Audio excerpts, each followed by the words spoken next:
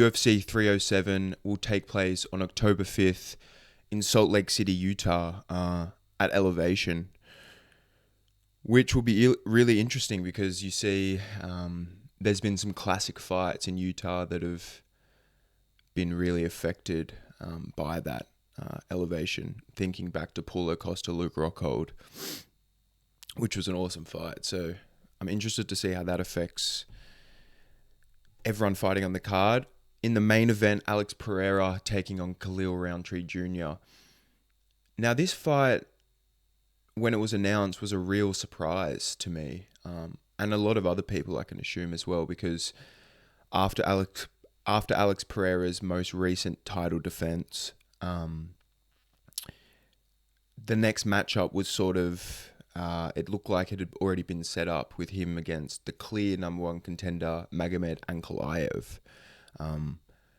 which was going to be a really good test for Pereira, just style-wise. He's been talking about moving up to heavyweight. Those guys are massive up there, and he's not really been tested against a good wrestler. And those heavyweights would really try and get in on those legs and get him to the ground to negate that striking, because the guy hits like a truck. But instead, we get Khalil Rountree Jr., who's surging. He's had a few good wins in a row, coming off a knockout victory over Anthony Smith. But, Anthony Smith is well past it now, as you can see. This fight, I think, will be, will take place mostly on the feet. I don't think Khalil Rountree's ever shot a takedown in his UFC career. And if I'm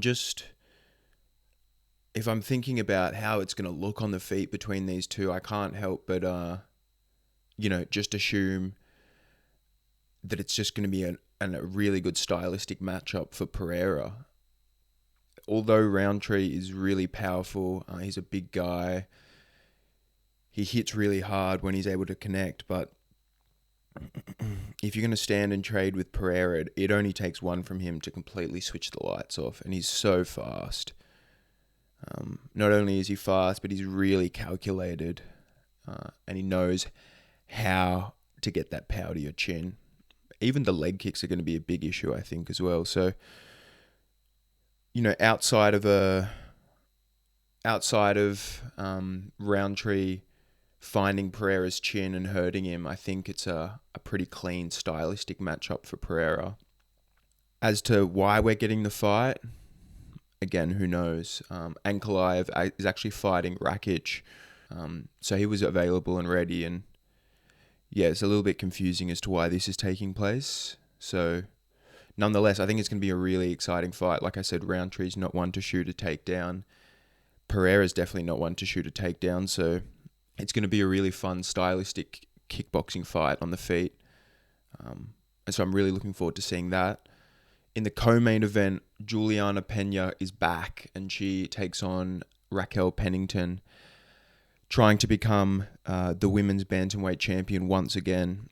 This division, really needed the injection of some new talent. A little bit further down the card, Kayla Harrison.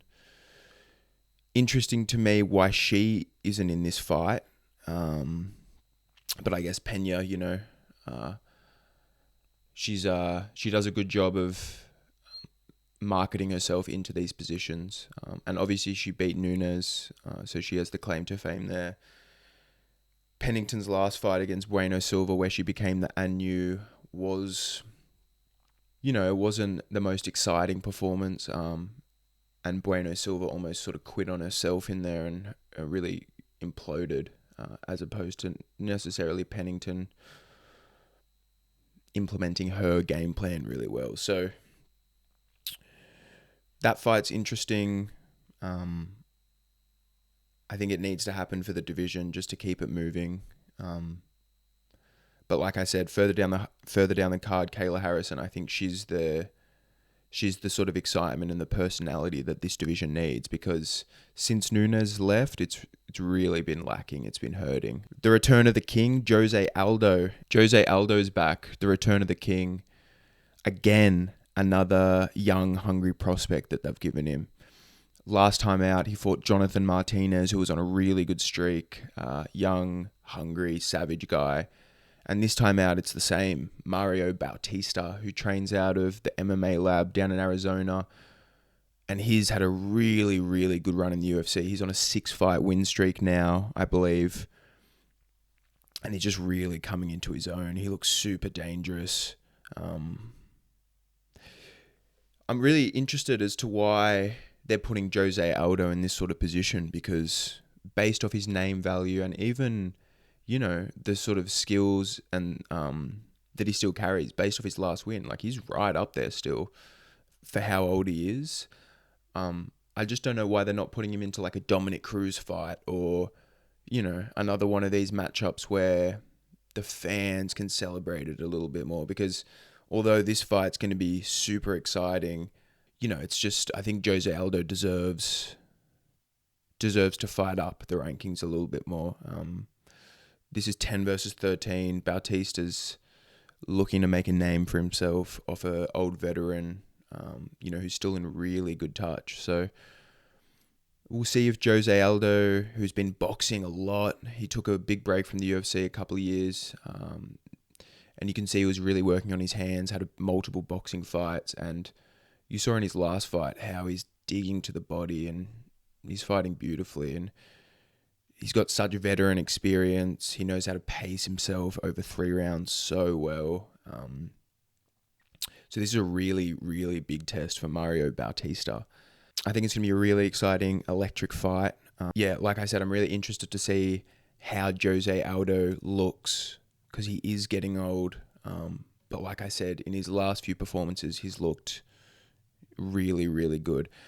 You saw his last loss to Merab. Merab was not able to take him down once, just controlled him against the fence, in a really boring sort of performance where he just smothered Aldo. No damage was landed, which goes to show you how good Aldo still is, because Merab is the bantamweight champion right now. Mario Bautista, Jose Aldo, that is going to be an electric fight on the main card. Again, it's going to be interesting to see how the elevation impacts someone like Jose Aldo, someone like Mario Bautista. Because Jose Aldo cuts a lot of weight to make 135 pounds.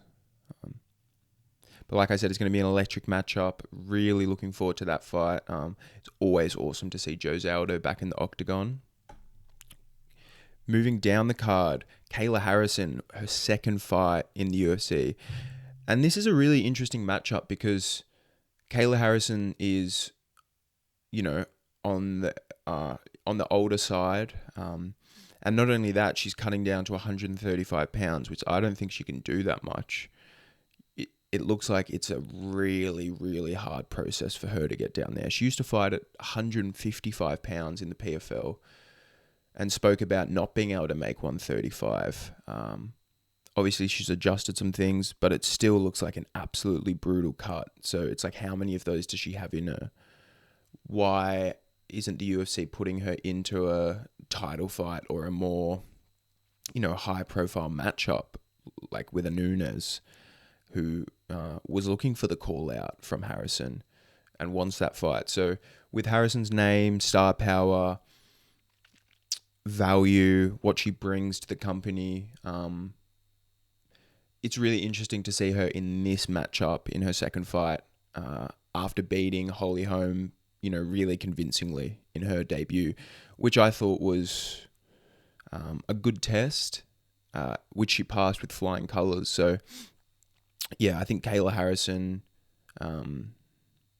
she'll probably continue to show her dominance over Ketlen Vieira, who's looked tough, but I don't think she's fought anyone ever like Kayla Harrison. So it'll be really exciting to see Kayla Harrison back in the octagon. She fights. She has a crazy fighting style. Watching her judo throws and just her physicality for a woman is, it's pretty scary, to be honest. So really looking forward to that fight as well. Kevin Holland, he was supposed to be taking on Chris Curtis, which was going to be an absolute banger. Holland's gone back up to middleweight. Unfortunately, Chris Curtis has fallen out. I think he broke his foot. But in steps Roman Dolidze, actually one of Chris Curtis's teammates, who is really physical, a big brute at, middleweight, who's even fought up at light heavyweight. So interesting to see Kevin Holland moving back up after, a good little run at welterweight and then a few mixed results. I guess he just doesn't really like cutting that weight, and you can tell he loves fighting, he loves making money, and he can probably do it more frequently and,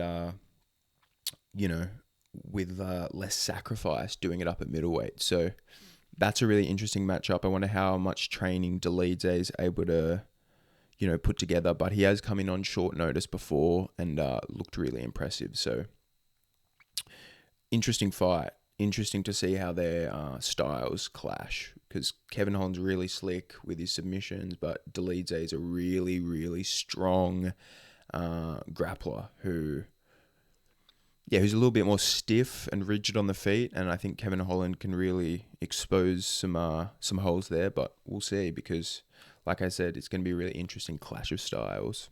Further down on the prelims, a really, really interesting matchup between Wonderboy Stephen Thompson and Joaquin Buckley, who's been really surging since he's dropped down to welterweight.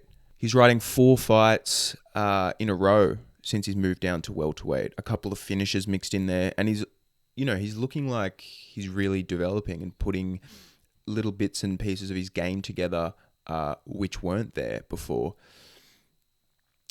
This fight is a really big step up, because Wonderboy is such a unique puzzle to solve. Even at this age of 41, I would not want to stand there and go strike for strike with Wonderboy, even if Buckley's younger, more athletic, potentially even more powerful. I think he's going to really have to mix together multiple aspects of his game, which he has been showing over his last few fights. Specifically in his last fight, that was a really big test, and he passed it with flying colours. If he can implement some variation in his game, mix in the different elements, the different martial arts, I think he's going to give Thompson a real handful at this age. But, like I said, Thompson is always super unique and difficult puzzle to solve. Buckley's never going to afford anyone like Thompson. Even though Buckley has some super interesting athletic kicks, if he tries to stand there and have a kickboxing fight with Stephen Thompson, he's going to get absolutely lit up, as you saw with Kevin Holland. So, even though Stephen Thompson's 41, getting older in his career, you still need to respect the specialist, his kickboxing abilities and what got him to the dance, because he's so head and shoulders above all of these guys on the feet, just striking, that you need to really mix it up. Ovince St. Preux, Ryan Spann, a fight that's rebooked from a couple of weekends ago. That fight is definitely not going to go the distance. I think Ovince St. Preux is well past it. Ryan Spann, has had mixed results in the UFC. These guys, someone's going to go to sleep in that fight for sure. Even the opening fight, Alexander Hernandez versus Austin Hubbard, both guys who have had some mixed results, but that's going to be a really, really exciting fight. A good clash of styles. Tim Means, Court McGee next up. That one's going to be electric. 2 veterans who always put on exciting fights. Cesar Almeida is back.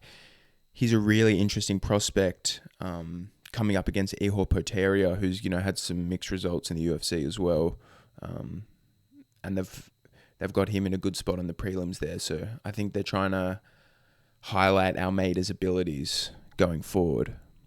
So no fights this weekend, unfortunately, but we've got UFC Paris coming up next weekend, which I'll have a detailed breakdown. We'll be looking into some betting advice. We'll be looking into all of the matchups, all of the most exciting fights. But even though there's no fights this weekend, I wanted to have a little bit of a look ahead to UFC 307, which is just coming up around the corner and is super stacked. Really, really interesting pay-per-view event. The next one following 307, 308, again, is even more stacked. That's taking place in Dubai, and I'm going to have a video coming out shortly, having a bit of a look ahead to that event as well. Thank you guys so much for joining me, and I look forward to speaking again soon. If you've been liking the content, please give me a like, subscribe, share, all that good stuff. I really appreciate it.